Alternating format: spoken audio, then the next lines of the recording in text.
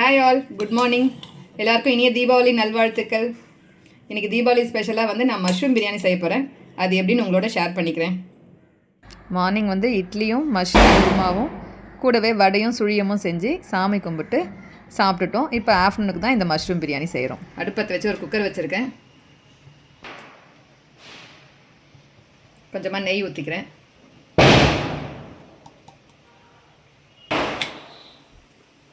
கொஞ்சமாக எண்ணெய், நெய்யும் எண்ணெயும் சூடேறட்டும். லவங்கம் ஒரு 4 போட்டிருக்கேன், பட்டை, ஏலக்காய், அப்புறம் பிரிஞ்சி இலை, இதெல்லாம் போட்டு பொரிட்டன்ட்டு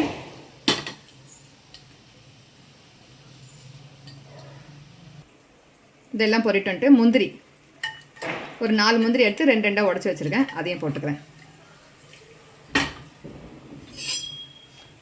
முந்திரியும் ஒரு கோல்டன் கலராக வரட்டும். அதுக்கப்புறம் நீல வாக்கில் கட் பண்ண 2 வெங்காயம்,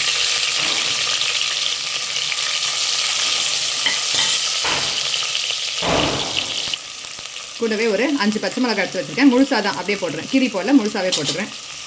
எல்லாத்தையும் ஒன்றா போட்டு வதக்குங்க.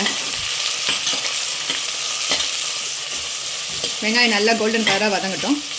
வதங்கிறதுக்குள்ளே நம்ம வந்து இஞ்சி பூண்டு பேஸ்ட்டு ரெடி பண்ணிப்போம்.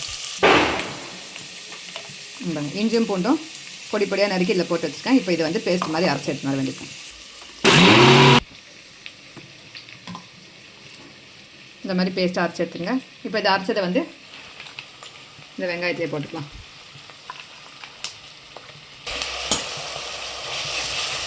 எல்லாம் ஒன்றா சேர்த்து கலந்து விட்டுட்டு இந்த இஞ்சி பூண்டோட பச்சை வாசனையும் போட்டோம். வெங்காயமும் அது கூட சேர்ந்து நல்லா வதங்கி வந்துடும். இது வதங்குற கேப்பில் நம்ம தக்காளியை கட் பண்ணிக்கலாம்.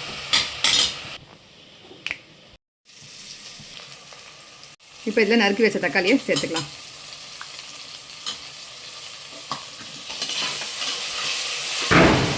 இது கூடயே கொஞ்சம் உப்பு போட்டு வதக்குங்க. இப்போ நான் 1 ஸ்பூன் அளவுக்கு போடுறேன். போடுற உப்பை வந்து ஞாபகம் வச்சுக்கணும், ஏன்னா லாஸ்ட்டாக போடுறப்போ கரெக்டாக போட்டுக்கணும். இந்த உப்பை வந்து மறந்துட்டோம்னா அப்புறம் எக்ஸ்ட்ரா போட்டுருவோம். இப்போது தக்காளி வந்து நல்லா வதங்கி வரட்டும்.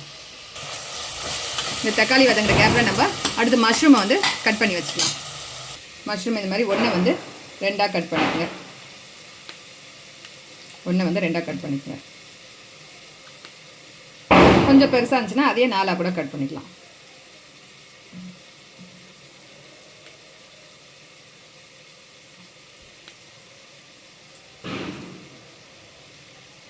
அதை 2ஆக கட் பண்ணிக்கங்க. பெருசாக இருந்தால் 1 4ஆக கட் பண்ணிக்கங்க.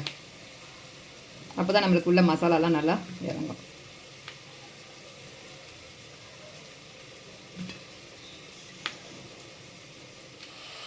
இப்போ ஒரு கைப்பிடி அளவுக்கு புதினா வந்து எடுத்துருக்கேன். அதை வந்து இப்போ இதில் போட்டுக்கலாம்.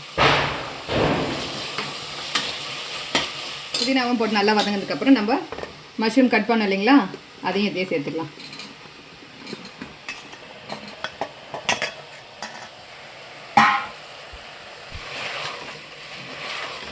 மஷ்ரூமும் போட்டதுக்கப்புறம் எல்லாம் ஒன்றா சேர்த்து கிளறி விட்டுருங்க. இது கூட தயிர் வந்து கொஞ்சமாக ஒரு 4 ஸ்பூன் அளவுக்கு ஊற்றிக்குங்க.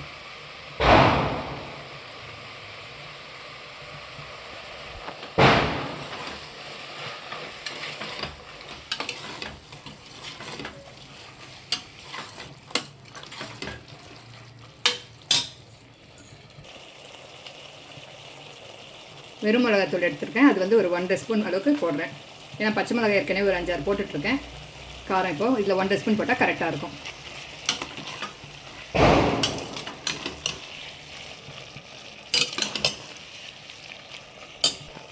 உப்பு ஏற்கனவே 1 ஸ்பூன் போட்டிருக்கோம். இப்போ 1 ஸ்பூன் சேர்த்துக்கலாம். அதுக்கப்புறம் நம்ம தண்ணிலாம் ஊற்றுனதுக்கப்புறம் கூட டேஸ்ட் பார்த்துட்டு போட்டுக்கலாம் தேவைன்னா. இது அப்படியே கொஞ்சம் நேரம் வதங்கட்டும். அப்போ தான் இது வந்து மஷ்ரூம்குள்ள எல்லாம் மசாலாலாம் வந்து ஊறும்.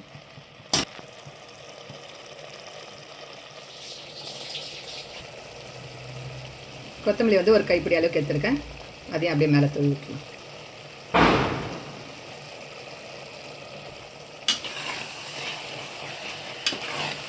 ஒன்றா சேர்த்து மிக்ஸ் பண்ணி விட்டுடுங்க. நான் வந்து ஜீரக சம்பா அரிசி எடுத்திருக்கேன். இது வந்து 1 டம்ளர் அரிசிக்கு வந்து 1.5 டம்ளர் தண்ணி வச்சிங்கன்னா கரெக்டாக இருக்கும். அரிசி வந்து ஊற வச்சு நான் தண்ணி வடி போட்டு ரெடியாக எடுத்து வச்சுருக்கேன். 1 டம்ளர் அரிசிக்கு வந்து 1.5 டம்ளர் தண்ணி வச்சிங்கன்னா கரெக்டாக இருக்கும். எல்லாம் நல்லா வதங்கிச்சு. இப்போ நம்ம வந்து அளந்து தண்ணியை ஊற்றிக்கலாம். இதில் 1 டம்ளர் அரிசிக்கு 1.5 டம்ளர் தண்ணி ஊற்றிக்கலாம்.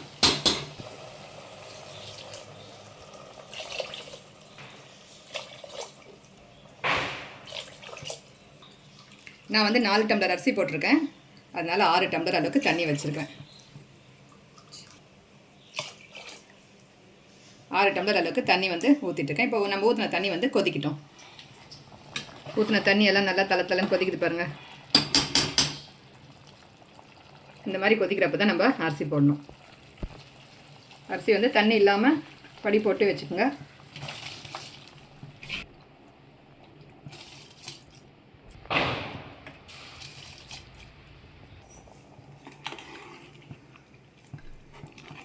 அரிசிலாம் போட்டு நல்லா கலக்கி விட்டுருங்க. இப்போ வந்து நீங்கள் உப்பு பார்த்துக்கலாம். உப்பு கரெக்டாக இருக்கான்னு செக் பண்ணிட்டு கூட நீங்கள் உப்பு வேணா இந்த டைமில் நீங்கள் சேர்த்துக்கலாம். உப்பு வந்து கொஞ்சம் கம்மியாக இருக்குது, அதனால் நான் ஒரு 1/2 ஸ்பூன் சேர்த்துக்கிறேன். மொத்தம் ஒரு 2 ஸ்பூன் அளவுக்கு உப்பு போட்டு சேர்த்துருக்கேன். இந்த ஸ்பூனால் ஒரு 2 ஸ்பூன் அளவுக்கு உப்பு சேர்த்துருக்கேன்.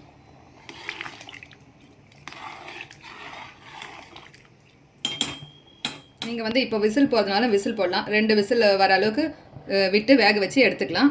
இல்லைன்னா நீங்கள் டம் போடுறதுனா இப்போ இது வந்து ஓரளவுக்கு தண்ணிலாம் கொஞ்சம் வத்தனதுக்கு அப்புறம் நீங்கள் வந்து மூடி போட்டு குக்கரோட மூடி போட்டு மேலே வெயிட் போட்டுட்டு சிம்மில் வச்சுட்டு ஒரு 8 மினிட்ஸ் விட்டிங்கன்னா பிரியாணி ரெடி ஆகிடும். எப்படி வேணாலும் விட்டுக்கலாம். விசில்னால் 2 விசில் விட்டு எடுத்துக்கோங்க. இல்லைனா 8 மினிட்ஸ் வேக வச்சு சிம்மில் வச்சு வேக வச்சு எடுத்துக்கோங்க. சின்னதாக ஒரு லெமன் எடுத்துருக்கேன். அதை 1/2 லெமன் வந்து நான் இப்போ பிழிஞ்சிக்கிறேன்.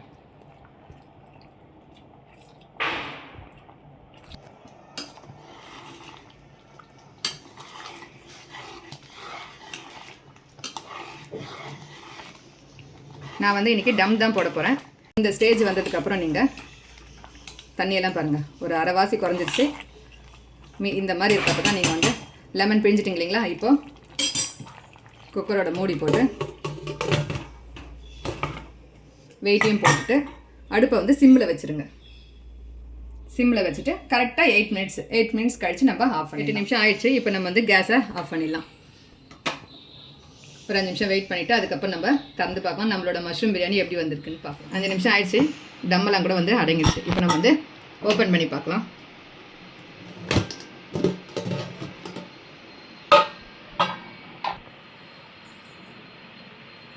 இப்போ நம்ம வந்து ஒரு லெமனில் 1/2 லெமன் ஏற்கனவே பிழிஞ்சிங்களா, அதோட மீதி 1/2 லெமன் வந்து இப்போ இருக்குது. இப்போ கொஞ்சமாக பிழிஞ்சிக்கலாம்.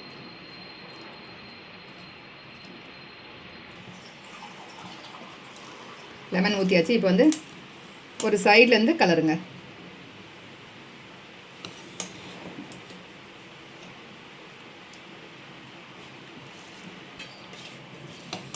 கலரப்போ வந்து பொறுமையாக கலருங்க. அப்போ தான் வந்து சாப்பாடு வந்து நம்மளுக்கு குடையாமல் வரும்.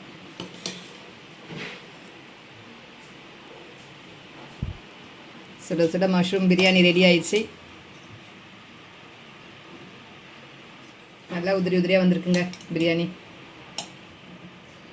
இன்றைக்கி எங்கள் வீட்டில் தீபாவளி ஸ்பெஷலாக மதியம் லஞ்சுக்கு வந்து மஷ்ரூம் பிரியாணியும் வெங்காய பச்சடியும் தான்.